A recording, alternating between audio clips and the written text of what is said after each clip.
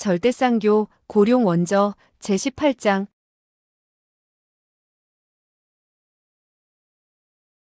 18. 모용가의 아가씨. 그것은 소선녀의 목소리가 아니었다. 비록 비슷한 점이 있기는 했지만 소선녀는 이렇게 느린 어투로 말을 하지는 않았다. 녹색 옷을 입은 소녀 하나가 팔에 바구니를 끼고서 나무 뒤에서 걸어 나왔다. 그녀는 몸이 매우 가냘프고 호리호리했다.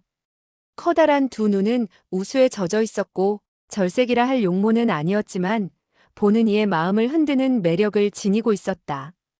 그녀의 뒤로는 검고 짙은 눈썹과 커다란 눈을 가진 소년이 따르고 있었다. 자그마한 키에 아직 어려 보였다. 아가씨는 연약한 규중처녀 같았고 그 소녀는 얌전한 새가 소년 같았다. 벽사신구는 이 두 사람을 보자 마치 목에 칼이라도 맞은 듯한 표정이었다. 그는 고개를 숙이며 억지로 웃어 보였다. 구 아가씨. 노개 소녀는 담담히 말했다. 좋아, 아직 나를 기억하고 있군. 그러나 여기가 어딘지는 잊은 모양이지. 여기서 남의 배를 해부하겠다니 간이 너무 크구나. 그녀의 안색은 냉혹하지는 않았지만 일종의 경멸과 냉담함을 내보이고 있었다. 소어하는 이 소녀의 신분이 무엇일까 궁금했다. 그녀는 귀족의 풍모를 지닌 것 같으면서도 일면 마치 들에서 자라난 듯한 야성미를 풍기고 있었다. 이런 야릇함에 더해서 나이로 보아 세상에 대해 아름다운 환상과 희망을 품어야 할 때였지만 마치 승려처럼 세상사에 냉담한 듯한 분위기를 풍겼다. 벽사신군이 고개를 더욱 숙이며 떨리는 목소리로 말했다. 소인은 여기까지도 금지구역인 줄은 몰랐습니다. 그래서 이제는 알았느냐? 예. 그럼 어떻게 해야 할지도 알겠지? 벽사신군은 참담한 표정으로 대답했다. 네. 순간 검광이 빛나자 그의 왼팔이 떨어졌다. 자신의 팔을 스스로 끊어버린 것이었다. 소어아는 놀랐다. 그러나 그 구아가씨는 여전히 냉담한 표정으로 손을 저으며 말했다. 좋아, 이제 가거라. 그 말이 끝나자 벽사신구는 나뭇가지 사이로 나는 듯 달아나 버렸다. 돌연 철심난이 소리쳤다. 안 돼요. 그를 보내선 안 돼요. 그녀는 언제 깨어났는지 일어나려 애를 쓰다가 다시 풀썩 쓰러지고 말았다. 노개 소녀는 그녀를 바라보며 말했다. 왜? 철심나는 소어아를 가리켰다. 그는 독에 중독되었어요. 벽사신군의 해독약이 필요해요. 그것이 없으면 그는 오늘을 넘기지 못할 거예요. 그의 생사가 나와 무슨 관계가 있지? 이때 뒤에 섰던 소년이 돌연 앞으로 나서며 말했다. 구 누나, 그 사람을 구해줬으면 좋겠어요. 이 아가씨도 몹시 몸이 아픈 듯한데. 그들을 구하고 싶으면 구해라. 난 상관하지 않을 테니. 몸을 돌린 그녀는 뒤도 한번 돌아보지 않고 가버렸다. 소녀는 땅에 누워있는 철심란을 바라본 후 고개를 숙이면서 말했다. 미안해요. 그러더니 큰 걸음으로 그녀를 따라 발걸음을 뗐다. 철심란은 떨리는 소리로 안간힘을 다해 소리쳤다. 아가씨 제발 부탁이니 제발. 소어아는 사라져가는 두 남녀의 뒷모습을 바라보며 말했다. 구차하게 굴 것 없어. 우리도 가지. 그러나 넌. 소어아는 큰 소리로 딱 잘라 말했다. 살게 되면 사는 거고 죽게 되면 죽는 거지 뭐 그리 야단이야. 그리고 생각해봐. 나이도 어린 저 여자가 무슨 재주가 있다고 나를 구하겠어? 괜히 사람만 난처하게 하는 거라고. 그가 철심란을 부축하면서 두어 걸음 떼어놓았을 때였다. 돌연 그 소녀의 싸늘한 목소리가 등 뒤에서 들려왔다. 멈추어라. 소어의 입가엔 미소가 번져갔다. 그는 일부러 그녀의 심사를 건드렸던 것이다. 왜? 내가 이곳에서 죽으면 길을 더럽힐 텐데. 그는 한마디를 퉁명스럽게 내뱉고는 고개도 돌리지 않고 앞으로 성큼성큼 걸어갔다. 사람의 그림자가 번쩍이는 것 같았는데 노개 소녀가 이미 그의 갈 길을 막아버렸다. 넌 이제 죽지 않아. 그러나 내가 너를 굳이 구하는 이유는 모용 누이가 못하는 일이 없다는 것을 보여주기 위해서야. 소호아는 싸늘하게 웃으면서 그 말에 대꾸했다. 난 널더러 나를 구해달라고 하지 않았다. 내가 죽고 싶으면 죽는 거지 남의 관심은 필요 없어. 난 너를 구하기로 결정했다. 이제 너는 죽지도 못해. 그래? 내가 하고 싶어서 하는 짓이니까 나를 구해준다 해도 감사해야 할 필요는 없겠지? 구 아가씨는 아무 말도 하지 않고 몸을 돌리더니 한마디 내뱉었다. 날 따라와. 길이 끝나는 곳에 하나의 장원이 보였다. 그 장원은 산을 등지고 있었는데 그다지 넓지는 않았으나 은은한 풍취가 있었다. 문을 들어서자 정원이 보였고 공을 들여가꾼 수목과 화초들이 화사한 분위기를 자아내고 있었다. 소호아는 계속 헐떡거리며 숨을 거칠게 내쉬고 있었다. 그가 현기증을 느껴 넘어질 듯 하자 소년이 재빨리 손을 내밀어 그를 부축했다. 소호아는 고마운 듯 웃으면서 말했다. 감사하오. 당신의 이름은? 소년은 얼굴을 붉히면서 말했다. 고인옥. 당신의 성은 모용이 아니오? 나는 그녀의 사촌 동생이오. 당신은 마음이 착하군. 하지만 너무 얌전해서 꼭 여자 같아. 어찌 말을 하기도 전에 얼굴부터 붉히지? 나. 그는 이목구비가 오밀조밀하고 눈도 컸다. 그래서 소호아는 그가 홍 남장 여자가 아닌가 했다. 구 아가씨는 발걸음을 멈추지 않고 계속 몇 개의 문을 지나 자그마한 정원으로 들어섰다. 그녀는 발걸음을 멈추고는 짧게 말했다. 여기서 기다려. 말을 마치자 그녀는 몸을 돌려 가버렸다. 고인옥이 말했다. 들어오시오. 누추하지만 여기가 나의 거처요. 철심나는 안으로 들어서자 의자에 몸을 기대며 말했다. 남자가 살고 있는 유일한 방이군요. 소호아는 의아해하며 물었다. 뭐? 그럼 여긴 여자만 산단 말이야? 참 듣도 보도 못한 희한한 곳이군. 고인옥이 눈을 크게 떴다. 당신은 모용 누이의 이름을 들어본 적이 없소? 강호에서 남들이 부르는 인간구수가 아닙니까? 철심난이 말을 하자 고인옥은 얼굴을 다시 붉히면서 가벼운 소리로 긍정했다. 그렇죠. 소호아는 철심난에게 말했다. 넌 이들을 알고 있었구나? 이 9자매는 무공도 뛰어나고 자색 또한 빼어나지. 그래서 천하의 명문 제자들이 모두 모용가의 딸을 아내로 맞이하고 싶어 하는 거야. 그래서 시집들은 다 갔어? 듣기엔 제일 막내인 구매를 제외하고는 모두 유명한 소년 영웅에게 시집을 갔지. 소호아는 크게 웃으면서 말했다. 그래서 12성상까지도 그녀를 두려워하는군. 구매를 귀찮게 했다가는 그 자매들이나 형부들이 가만히 있지 않겠지. 그는 말을 하는 중에 얼굴이 점점 검푸른 빛을 띠어갔고 숨을 쉬기도 불편해 보였다. 그러나 그는 여전히 웃으며 고인옥의 어깨를 툭툭 쳤다. 그런데 당신은 어째서 여기서 지내게 되었소? 고인옥은 얼굴이 또 붉어지면서 고개를 숙였다. 은근히 철심난을 바라보면서 말했다. 이건 어머니의 뜻이요. 난 그때 언제 왔는지 모용구 아가씨가 걸어 들어왔다. 이건 외숙모의 뜻이고 너는 여기에 있기가 싫단 말이지. 고인옥은 당황했다. 난 그런 뜻이 아니야. 모용구매는 싸늘하게 웃었다. 고 나으리. 여기엔 당신을 부른 사람도 없고 여기에 남으라고 하는 사람도 없어. 외숙모는 너를 보배라고 하지만 남들은 그렇게 생각을 안 해. 그녀는 고인옥을 바라보며 작은 병을 소어와 앞에 있는 탁자 위에 던졌다. 반은 마시고 반은 상처에 발라. 3시간쯤이면 회복될 거야. 그럼 가거라.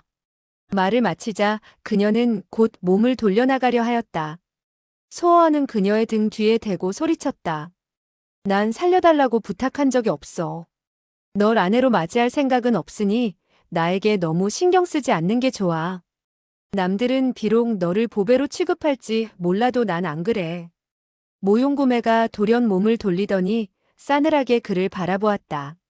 소호아는 마치 아무 일도 없었던 것처럼 반병의 약을 마신 뒤 입술을 빨면서 말했다. 이 약은 어찌 맛이 꼭 식초 같지? 뒤따라 나머지 약을 상처에 바르기 시작했다. 모용구매의 두 눈에선 금방이라도 불이 날 것 같았다. 난 비록 너를 구했지만 너를 죽일 수도 있어. 소아는 혀를 내밀면서 웃었다. 넌 그러지 못할 거야. 넌 보기엔 무서워도 마음이 착해. 어찌 된 일인지 모용구매의 창백한 얼굴이 붉어졌다. 나가. 지금 당장 나가라. 다시는 내 눈에 띄지 않도록 해. 다시 한번 만나게 되면 난 너의 혀를 자르고 너의 누나를 판 후 죽여버릴 테다. 고인옥은 크게 놀랐다. 그는 이제까지 냉담한 구 아가씨가 이처럼 큰 화를 내는 것을 본 적이 없었고, 이처럼 악독한 말을 하는 것도 들어보지 못했던 것이다. 그러나 소어와는 여전히 느물거렸다. 난 물론 갈 거야. 돌아와 달라고 부탁이나 마라. 모용구매는 화가 머리끝까지 났다. 그것을 참으려니까 온몸이 떨렸다. 이때 밖에서 구매를 부르는 소리가 들려왔다. 모용구매, 너 어디 있니? 작은 언니가 널 보러 왔다. 모용구매는 그 소리를 듣자 입술을 깨물며 소어와를 한번 지그시 바라보더니 몸을 돌려 뛰어나갔다. 소어와는 놀랐다. 얼굴의 웃음기도 완전히 사라져버렸다. 철심란 역시 안색이 변하면서 몸을 떨었다. 혹시 소선녀 장청이 아닐까? 고인옥이 말했다. 그렇소. 그녀는 구 누이와 친구요. 소어와는 체념한 듯 의자에 앉아서 쓴웃음을 지었다. 세상이 이렇게 작군. 소선녀의 말소리가 정원에서 들려왔다. 우리 구아가씨 정말 너무하신데. 연락도 한 번 없고. 언니 같은 유혼이 어디에 가서 죽었는지 알아야지. 야, 우리 구아가씨가 말도 많이 늘었는데. 게다가 오늘은 얼굴이 발그스름한 것이 정말 예쁘구나. 말해봐. 이 몇 달째 또 몇 사람이나 구혼을 해왔지? 생각하기도 싫어. 물론 입으로는 그렇게 말하겠지. 하지만 마음속으론.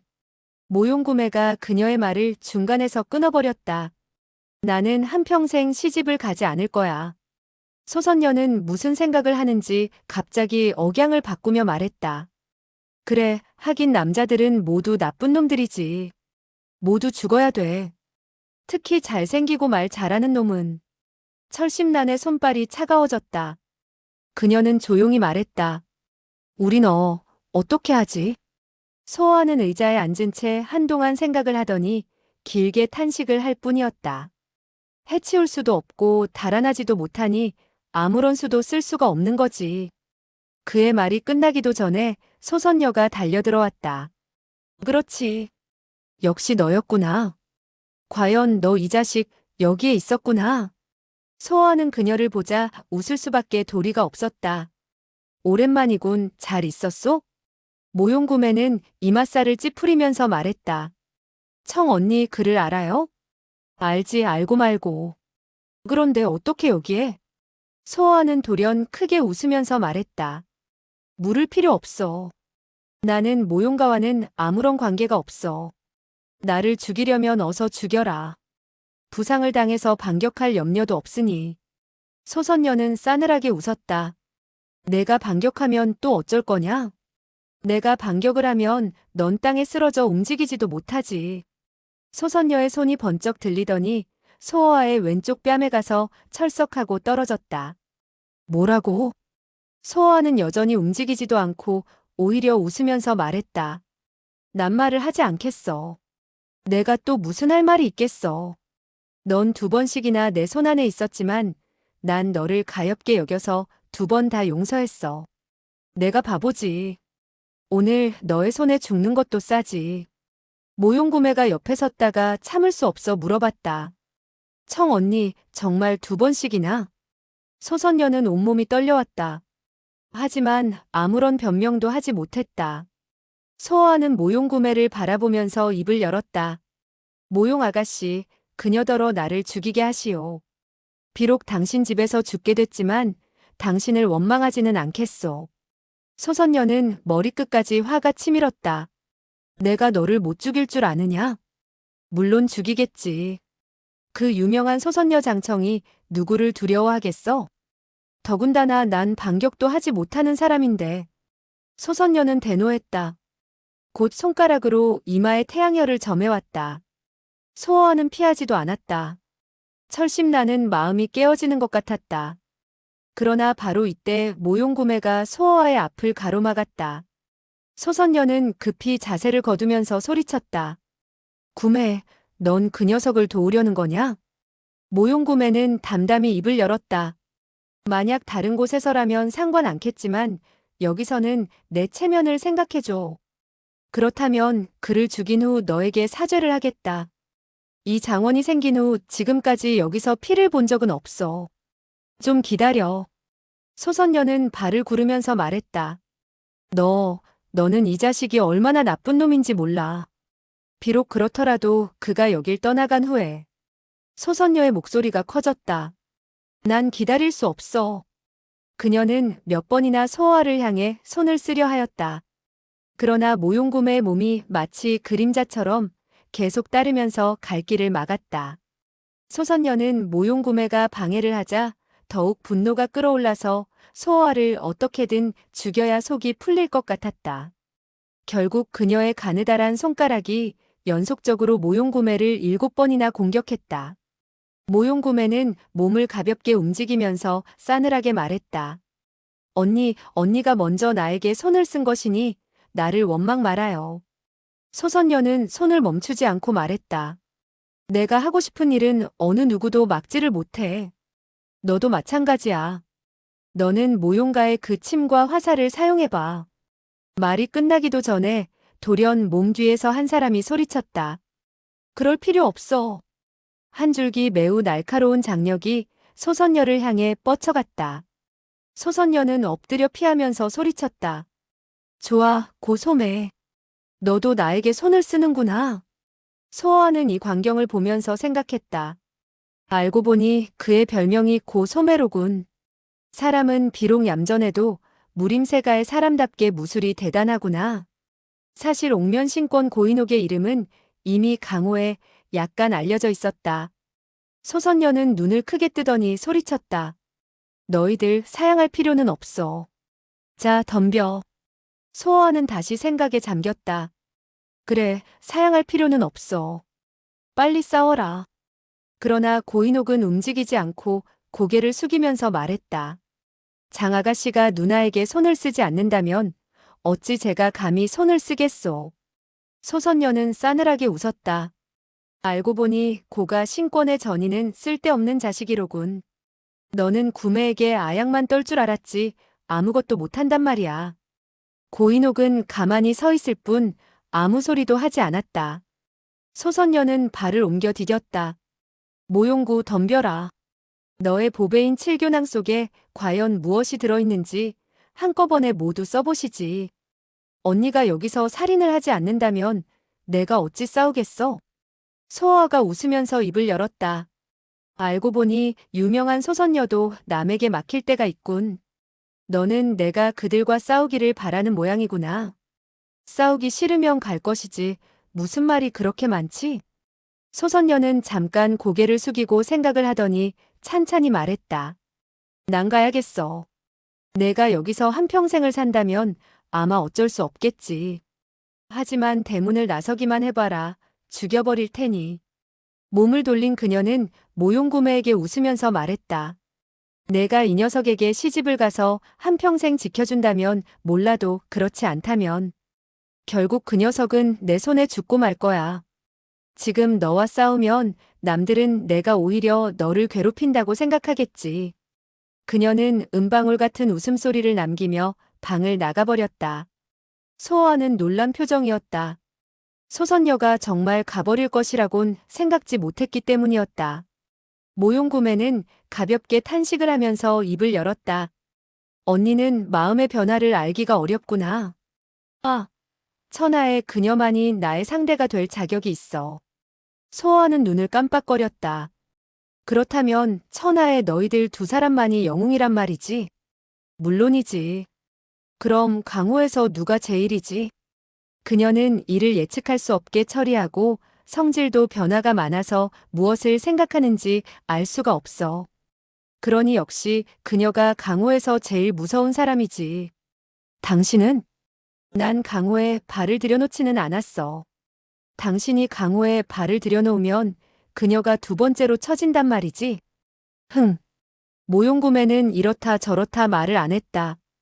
소호하는 심각한 모습으로 생각에 잠겼다가는 고개를 끄덕였다. 그렇지. 넌 확실히 천하제일이야. 모용구매가 담담히 웃자 소호하는 다시 말했다. 너의 혼자 도취하는 재주는 확실히 천하제일인 것 같다. 모용구매의 심경 변화를 읽고 있던 소호하는 웃음을 터뜨렸다. 난 본래 남자만 자아도취를 하는 줄 알았더니 여인도 그렇구먼. 그리고 남자보다 더 심해. 그러나 강호에 나가보면 당신보다 심한 사람이 더욱 많지. 당신은 문을 닫고 혼자 앉아서 자기가 천하제일이라고 자처하는데 그런 것은 나도 할 수가 있어. 너.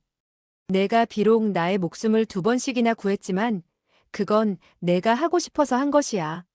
난 부탁을 하지 않았으니 내 기분을 억지로 맞춰줄 필요는 없겠지? 좋아. 그녀는 비록 아무렇지도 않은 표정을 지으려 했으나 온몸이 떨려왔다. 그녀는 본래 쌀쌀할 뿐더러 화를 잘 내지 않는 성격이었는데 어찌된 일인지 소호와의 두세 마디 말에 미치도록 화가 돋우고 있었다. 고인옥이 소호와에게 걸어와 말했다. 누이는 당신에게 잘 대했는데 왜 이렇게 그녀를 괴롭히는 거지요? 난 그녀를 화나게 하고 싶어.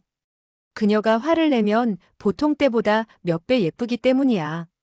고인옥은 자기도 모르게 고개를 모용구매 쪽으로 돌렸다.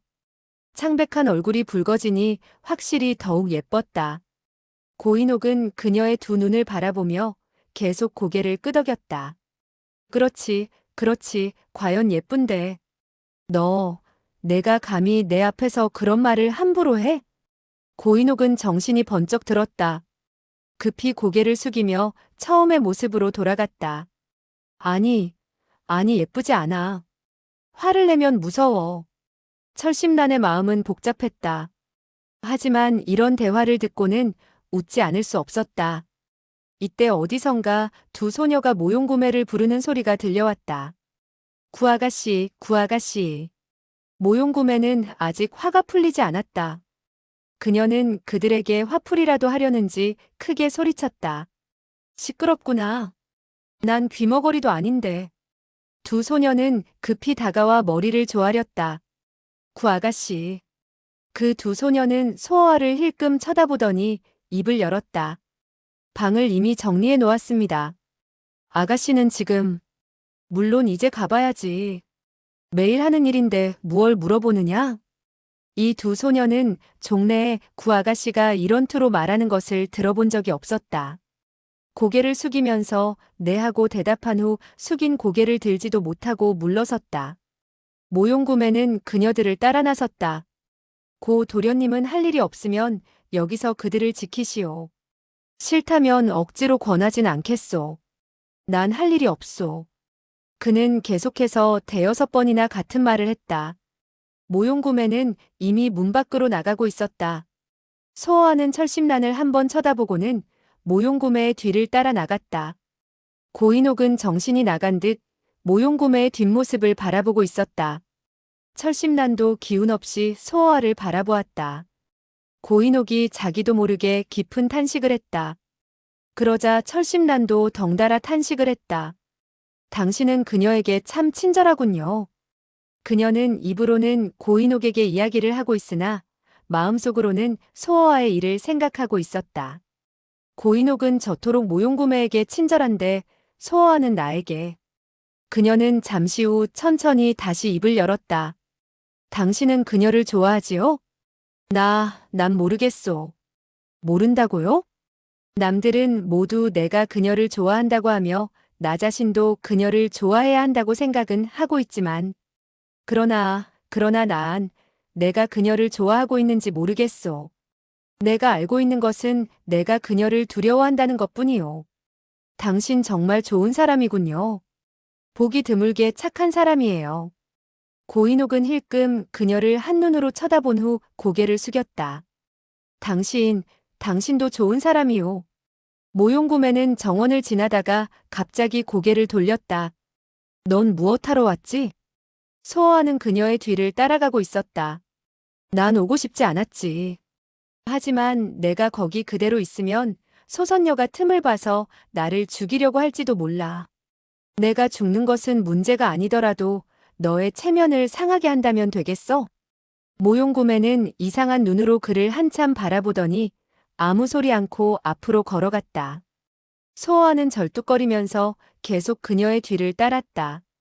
얼마를 걷다가 소호아가 부드러운 목소리로 말했다. 내가 제대로 걷지를 못하니 나를 좀 부축해주겠어? 모용구매는 그를 상관 않고 더욱 빨리 걸음을 옮겼다. 좋아, 이렇게 빨리 걷다가는 가뜩이나 몸이 상해 있으니 결국 지치고 피곤해서 죽을 테지. 내가 죽으면 시체를 소선녀에게 갖다 주시오. 그러면 소선녀가 다시는 당신을 괴롭히지는 않을 거야. 모용구매는 이 말을 듣자 비록 고개를 돌리지는 않았어도 걸음이 느려졌다. 어떤 여자아이들은 평소에 남자를 무시하는 듯 행동하다가도 정말 남자를 보게 되면 내숭이나 떨지. 어이, 당신은 내가 남자라서 부축할 용기가 없는 모양이지? 모용구매는 드디어 싸늘하게 웃으면서 말했다. 부축하지 못한다고? 넌 다만 하기 싫단 말이지. 하하. 세상에 자기가 못하는 것을 그대로 인정하는 사람이 그리 흔한가. 모용구매는 걸음을 멈추고 몸을 돌렸다. 그녀의 얼굴은 홍조를 띠고 있었다. 그녀는 곧 그의 손을 잡고 앞으로 바삐 걸어나갔다. 내 손은 정말로 작구나. 나의 반밖에 되지 않아. 그는 입으로는 계속 짓거리고 있었으나 눈은 계속해서 주위를 살폈다. 길게 작은 집들이 늘어서 있었다. 집집마다 건축된 형식이 달랐고 창문의 색깔도 달랐다. 소어가 세어보니 전부 9채였다. 필시 모용구매 자매들의 규방인 듯했다. 첫 번째 집 창문은 엷은 노란색 휘장이 쳐져 있었다. 모용구매가 문을 밀고 들어가니 집의 집기와 이불 등 모두가 엷은 노란색이었고 간단한 물건들이 무척 우아하게 느껴졌다. 모용구매는 모든 것을 자세히 살폈다. 소어하는 그녀를 바라보면서 입을 열었다. 이곳이 당신 큰언니의 규방이요? 곧 방문이라도 하는 모양이지요? 돌아오지 않는다고 해서 더러우면 되겠어? 그렇지요. 비록 돌아오지 않는다 해도 모든 것을 깨끗이 보존해야지요. 당신들 자매는 정말 좋겠구려. 그는 이제까지와 달리 말투가 바뀌어갔다. 모용구매는 아무런 내색도 하지 않았다. 소어하는 계속 그녀의 눈치를 살펴가며 입을 놀렸다. 당신의 큰언니는 필시 우아하고 온순하고 아름다운 여인일 것 같군요. 아, 이런 여인은 세상에 보기 드물지. 그 남편이 누구인지 모르겠군. 모용구매가 아무리 사람과 이야기를 하기 싫어한다 해도 그녀 역시 여자임에는 분명했다. 이런 얘기를 듣고 가만히 있을 리가 없었다. 세상엔 물론 큰언니에게 어울리는 사람이 없어. 그러나 억지로라도 어울리는 사람이 있다면 바로 나의 큰형부지. 그가 누구지? 미혹 검객의 이름을 넌 들어봤겠지. 그녀는 이 얄미운 자식과는 말을 하지 않기로 결심했었다. 그러나 어찌 된 일인지 또 말을 하게 되었다. 이 자식이 그녀에게 하는 말은 바로 그녀가 제일 좋아하는 화제들 뿐이었다. 소어하는 그녀를 화가 치밀게 만든 후라도 두세 마디로 그녀의 기분을 변화시킬 수가 있었다. 두 번째 집은 붉은색이었다. 붉은색의 벽에 붉은 활이 걸려 있었고 단검도 걸려 있었는데 그 칼집까지도 붉은색이었다. 너의 둘째 언니는 필시 큰언니와는 달라서 시원시원한 사람이겠군. 때때로 성질이 나쁘긴 해도 마음이 좋아서 남을 잘 이해해주는 사람이겠는걸? 모용구매는 한참 동안 침묵을 지키다 드디어 물어봤다. 내가 어떻게 알지? 아까 소선녀의 말을 듣자니 모용가는 암기가 교묘한 모양이지? 하지만 당신 둘째 언니는 활을 사용하니 성질이 통쾌함을 좋아해서일 거요. 작은 암기를 사용하기 싫어해서가 아닐까? 그리고는? 그리고 아무래도 검이 길면 안전하고 짧으면 위험하지. 당신 둘째 언니가 사용하는 것은 단검이니 성미가 필시 용감해서일 거야. 모용곰의 고개가 자연히 끄덕여졌다. 둘째 언니의 권법은 매섭기가 제일이지. 하지만 당신 둘째 형부의 무술은 별로 높지 않겠는걸? 그가 돌연 이런 말을 하자 모용곰에는 놀라면서 이상한 표정으로 그를 한참 동안 쳐다본 후 그제야 서서히 고개를 끄덕였다. 나의 둘째 형부는 남궁세가 일파의 독자이지. 남궁세가의 무술은 뛰어나지만 둘째 형부는 어릴 때부터 병이 많아서 그래서. 바로 그거야. 뭐가? 당신 둘째 언니가 시집을 가면서 무기를 여기에 남겨놓은 것은 자기의 무술로 남편을 난처하게 만들지 않기 위해서지. 그래서 그녀가 남편보다 무술이 뛰어난 것을 알 수 있고 그녀가 얼마나 이해심이 많고 착한 사람인가를 알 수 있지. 모용곰에는 그를 몇 번 바라본 후 세 번째 방으로 들어갔다. 이 세 번째 방의 창은 검은 종이가 붙여져 있었다. 자연히 광선이 어둡게 비쳤다. 그러나 장식은 잘 해놓았으며 화판에 그림이 그려져 있고 장기판도 있었다. 그림 아랫부분에는 모용여사라는 글이 있었다. 필시 자기의 솜씨일 것이다. 소어하는 눈길을 사방으로 돌리면서 웃었다. 당신의 이 셋째 언니는 필시 제녀이군. 다만 성질이 너무 오만하고 우울하겠는걸. 옛날부터 제녀는 다 똑같은 성질이지. 그녀는 햇빛을 싫어했지만 빗소리는 좋아했지. 빗소리를 들으며 그림을 그리곤 했어. 인간의 냄새가 풍기지 않는 하늘에서 내려온 빗소리. 그러나 애석하게도 난 이미 오랫동안 언니를 보지 못했어. 셋째 형부는 어떤 사람이지? 그도 무림절정의 제자야. 그림이나 음악 모두를 잘하지. 그리고 29살 때는 벌써 양광 무림맹주가 되었지. 정말 잘 어울리겠군.